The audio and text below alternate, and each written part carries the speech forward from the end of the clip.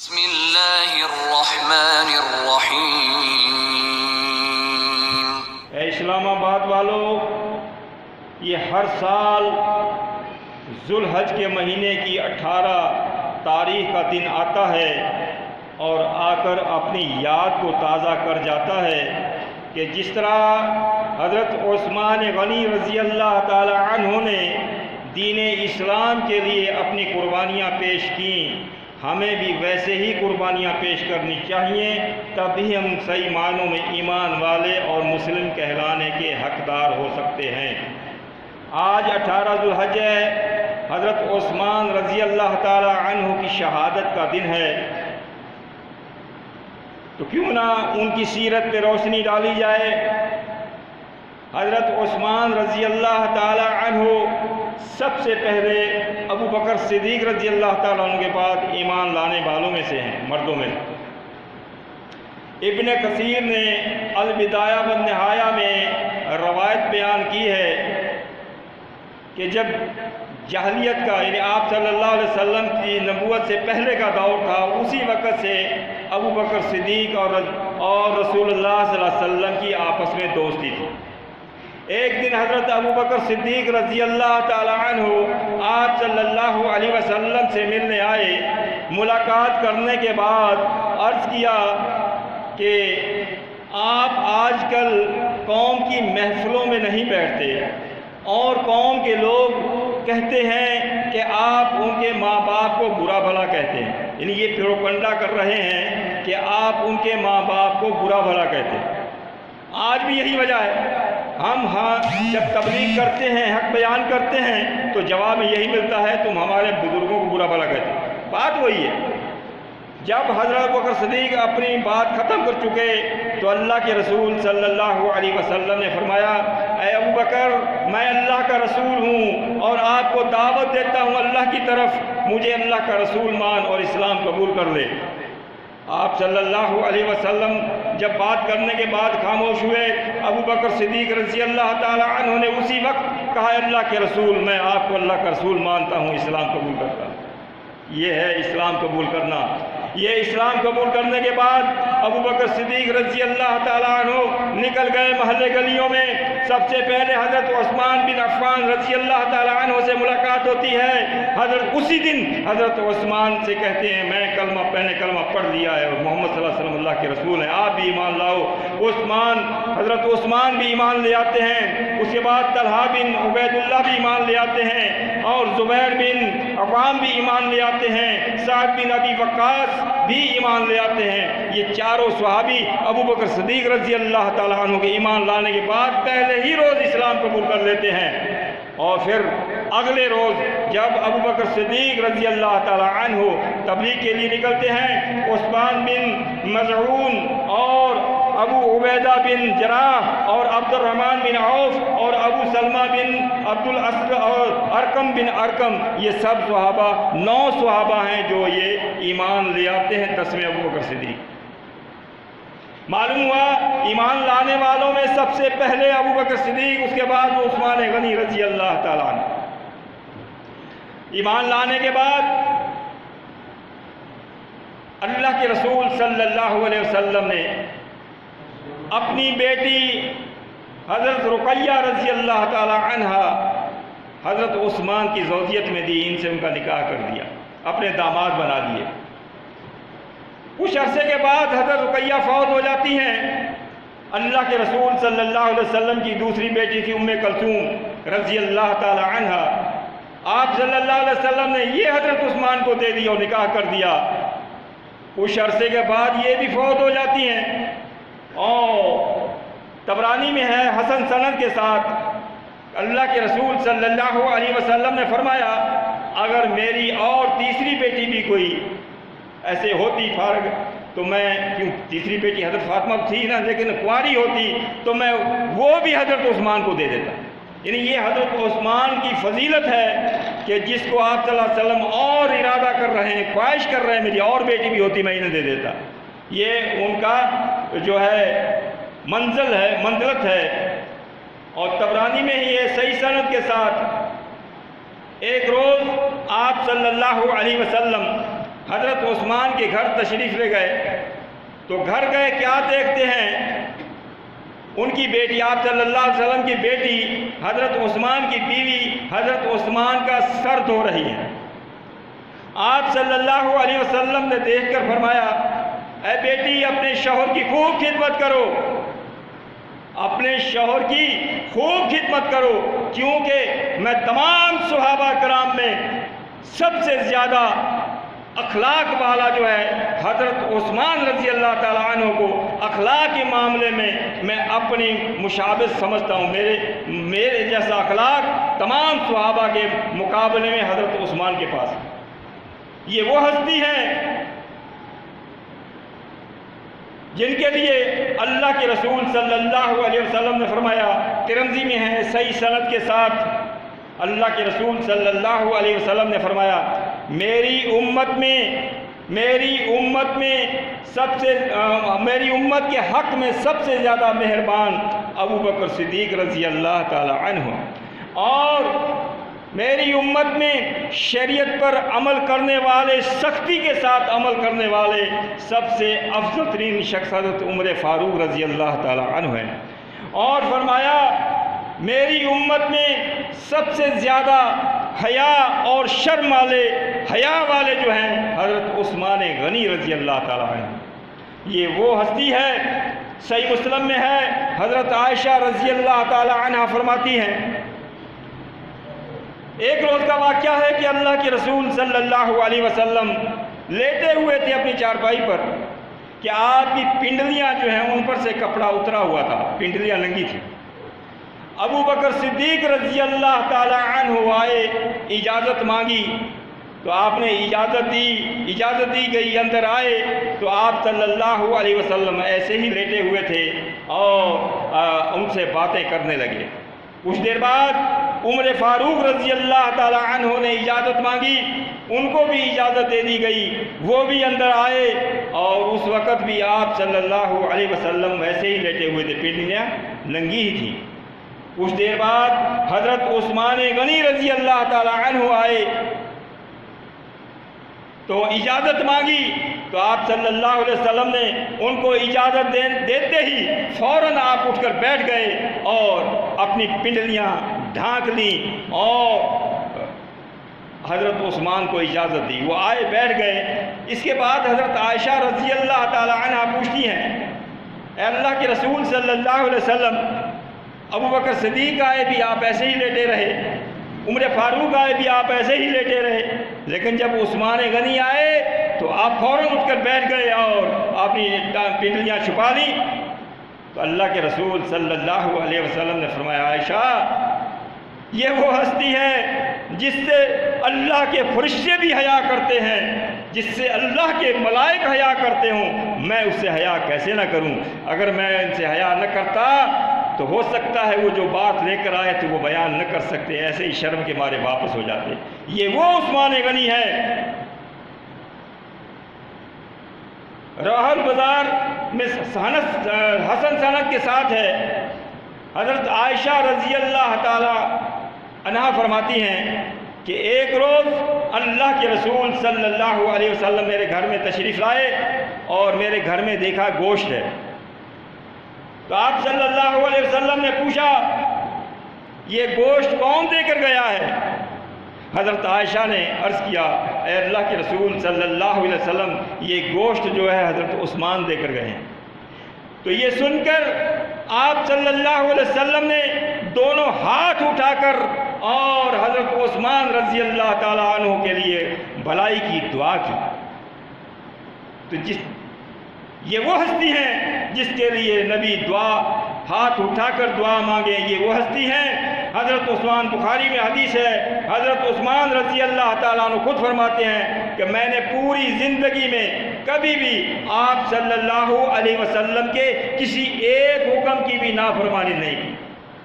آج ہم ہیں کتنے حکموں کی نافرمانیاں کر جاتے۔ یہ ہیں وہ ہستیاں جن کی تاریخ گواہی دیتی رہے گی، ہر سال 18 ذوالحج آتا رہے گا اور ان کی جو منزلت ہے وہ یاد دلاتا رہے گا، یہ وہ عثمان غنی ہے۔ تو اللہ تعالی ہمیں حضرت عثمان غنی رضی اللہ تعالی عنہ کے نقش قدم پر چلتے ہوئے رسول اللہ صلی اللہ علیہ وسلم کی اطاعت کی توفیق عطا فرمائے۔ وَأَقُولُ قَوْلِي هَذَا أَسْتَغْفِرُ اللَّهَ لِي وَلَكُمْ۔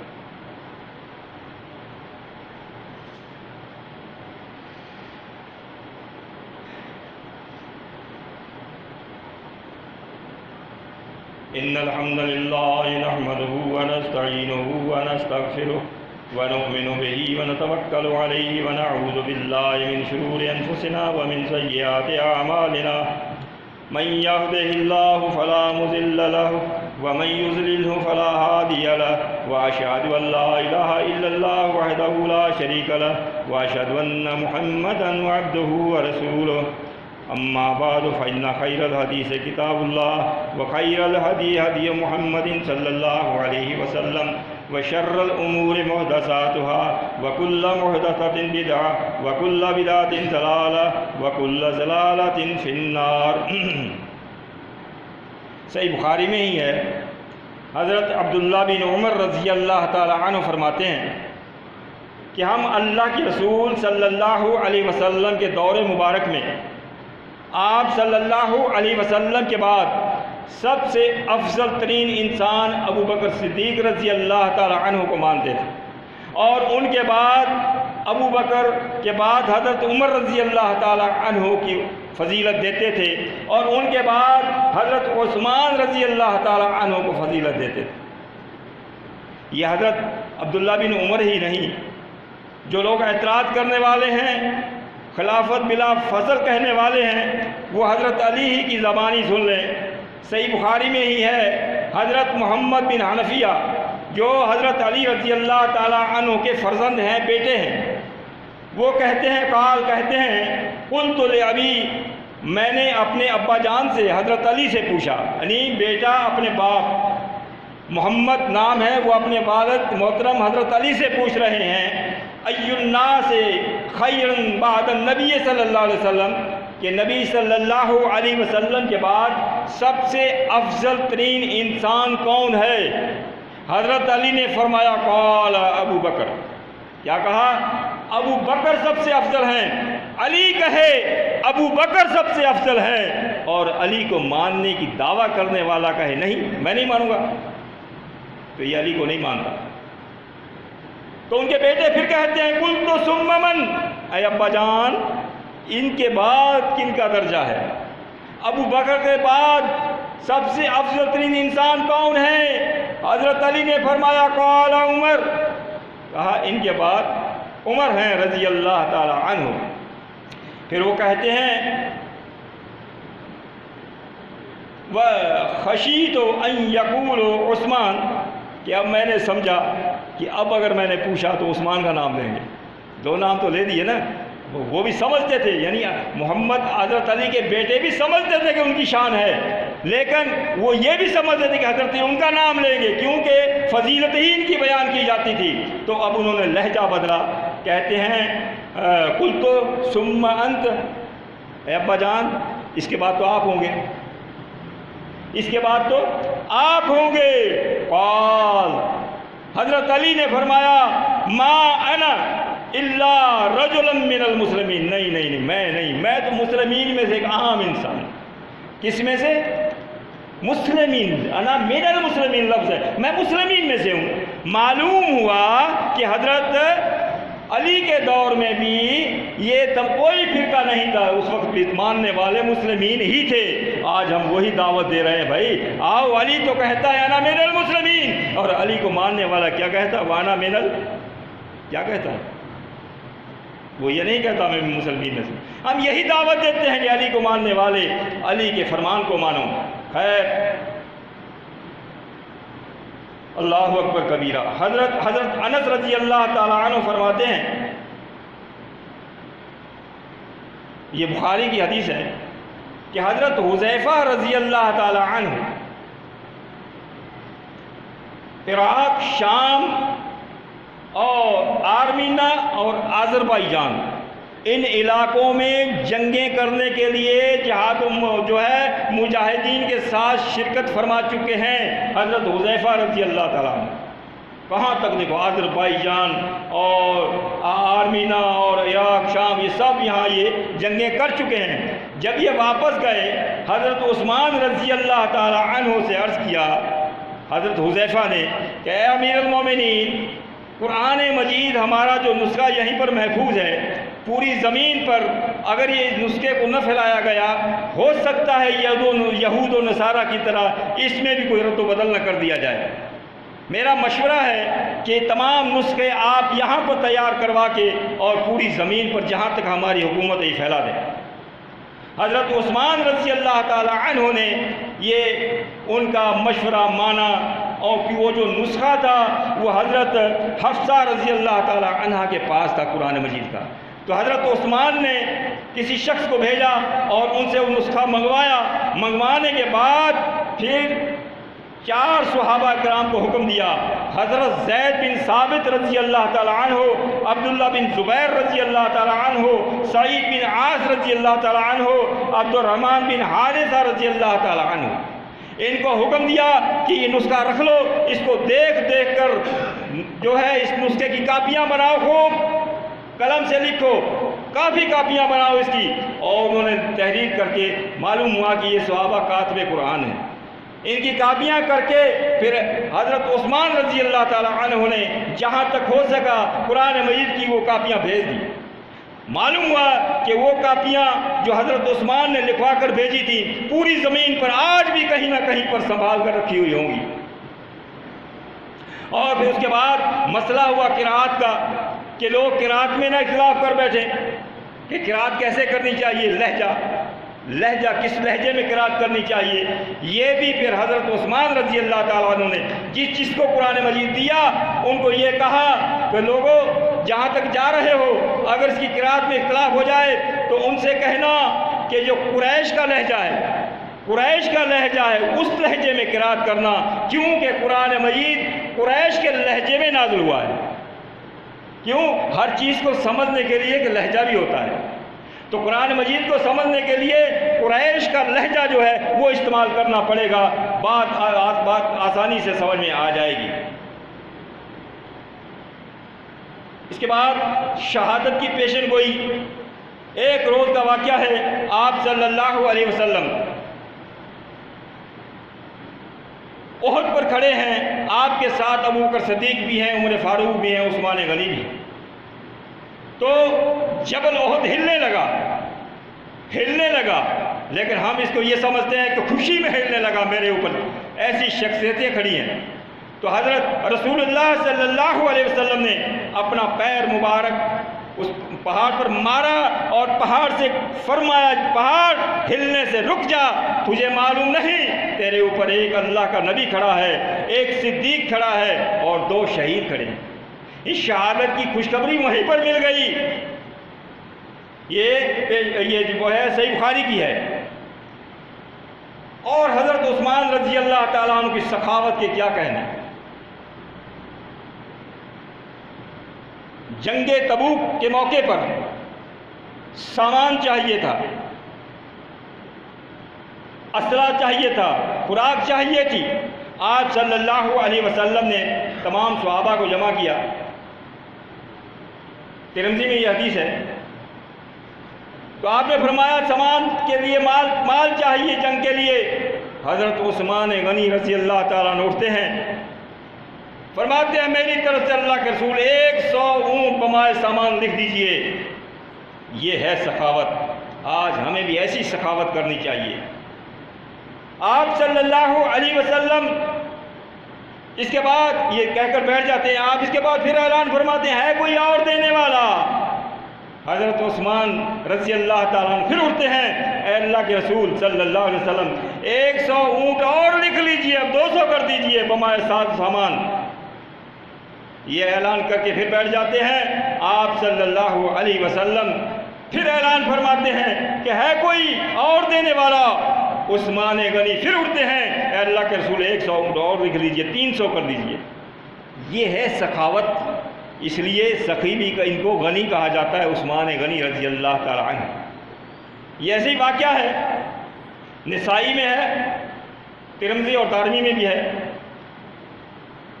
صحیح سند سے مسجد نبوی کم پڑ گئی تھی، اس کو بڑا کرنے کے لیے جگہ کی ضرورت تھی اور ساتھ میں کوئی جگہ تھی، پر ایک روایت میں ہے کہ وہ باڑہ تھا جانوروں کا، تو آپ نے فرمایا کون ہے جو اس باڑے کو خرید کر مسجد کے سپرد کرے، مسجد بنانے میں استعمال ہوئی جگہ؟ تو حضرت عثمان رضی اللہ تعالیٰ کہتے ہیں اللہ کے رسول میں خریدتا ہوں، وہ ساری جگہ خرید کر مسجد کو دے دی۔ یہ ہے سخاوت، یہ ہے سخاوت۔ مسلمین کو پانی کی ضرورت تھی، پانی نہیں تھا پینے کے لیے، کنواں تھا ایک روما نام کا کنواں، تو آپ نے فرمایا کون ہے اس کنویں کو خرید کر مسلمین کے لیے؟ کہا کیا؟ قالا فاجعلھا سقایۃ للمسلمین، یہ مسلمین کے لیے وقف کرے۔ یہ اس وقت اللہ کے رسول کے دور میں جو چیز وقف کی جا رہی ہے مسلمین کے لیے، یہ فرقے اس وقت بھی نہیں تھے، دیوبندی بریلوی اہل حدیث نہیں تھے۔ تو حضرت عثمان رضی اللہ تعالیٰ عنہ نے کہا اے اللہ کے رسول میں یہ کنواں خرید کر مسلمین کے لیے وقف کرتا ہوں۔ یہ سخاوت ہے، ان کی تاریخی سخاوت ہے۔ ایک وقت وہ بھی آتا ہے اللہ اکبر کبیرہ، حضرت عثمان رضی اللہ تعالیٰ عنہ کو محصور کر دیا جاتا ہے گھر میں، اور تقریباً 40 دن تک محصور رکھا ہے گھر میں۔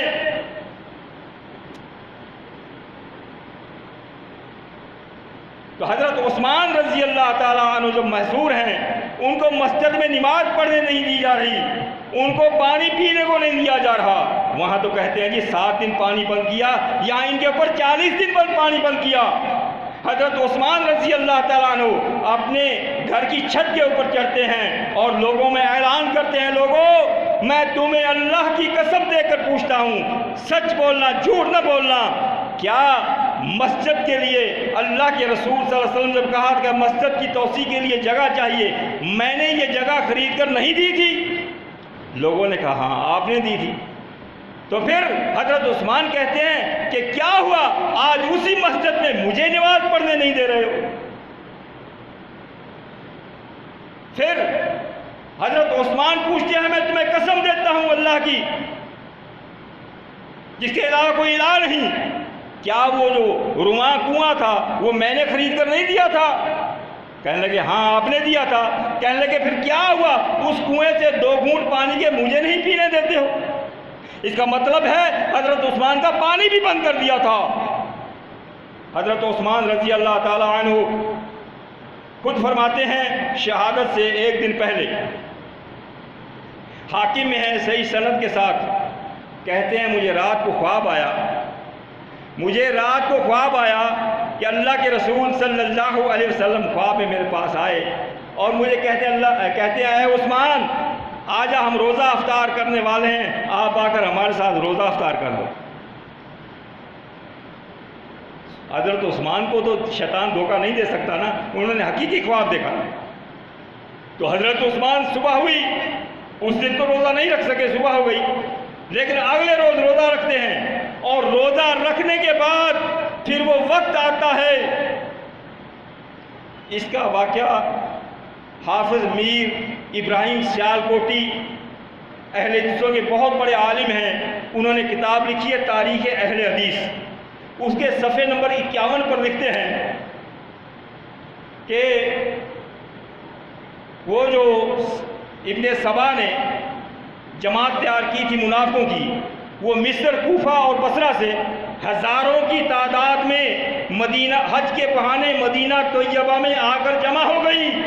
30 سے 40 دن تک حضرت عثمان رضی اللہ تعالیٰ عنہ کے مکان کا محاصرہ کیے رہی، 30 سے 40 دن تک۔ لکھتے ہیں کہ آخر 18 ذو الحج کو، اس وقت جب آپ قرآن مجید قرآن شریف کھول کر تلاوت فرما رہے تھے اور روزے سے بھی تھے اور قرآن مجید کھول کر تلاوت فرما رہے تھے، نہایت بے دردی سے قتل کر ڈالا مسلمین کے مخلصین کے گھر گھی کے مفسدین کے گھر گھی کے چراغ جلے، مفسد جو فساد کرنے والے تھے۔ اور لکھتے ہیں کہ مخلصین کے گھر ماتم پڑ گیا، مخلص سے جو، اور لکھتے ہیں کہ جماعت المسلمین کا شیرازہ بکھر گیا۔ یعنی یہ خود لکھتے ہیں کہ اس وقت حضرت عثمان رضی اللہ تعالیٰ عنہ کے وقت میں وہ جو جماعت تھی جماعت المسلمین تھی اور حضرت عثمان اس کے خلیفہ تھے، آخر دشمنوں نے ان کو شہید کر ڈالا۔ اور اس شہادت سے پہلے ایک حدیث ہے ترمذی میں صحیح سند سے، حضرت حارث رضی اللہ تعالیٰ عنہ حضرت عائشہ فرماتی ہیں کہ اللہ کے رسول صلی اللہ علیہ وسلم نے حضرت عثمان سے فرمایا تھا، اے عثمان، اللہ تعالیٰ آپ کو قمیض پہنائے گا، لوگ وہ قمیض اتارنے کی کوشش کریں گے، آپ اتارنا نہیں۔ مطلب کہ آپ کو خلافت ملے گی، لوگ آپ سے چھیننے کی کوشش کریں گے، دینا نہیں۔ وہی ہوا، حضرت عثمان نے آخری وقت میں یہی کہا کہ میں اللہ کے رسول کی وصیت پہ عمل کر رہا ہوں، وہ قمیض اتارنے نہیں دی، شہید ہو گئے۔ تو آج وہ دن ہے شہادت کا، اللہ تعالیٰ ہمیں ان کے نقش قدم پر چلتے ہوئے اللہ کے رسول صلی اللہ علیہ وسلم کی اتباع پیروی کی توفیق عطا فرمائے۔ وَأَقُولُ قَوْلِي هَذَا أَسْتَغْفِرُ اللَّهَ لِي وَلَكُمْ۔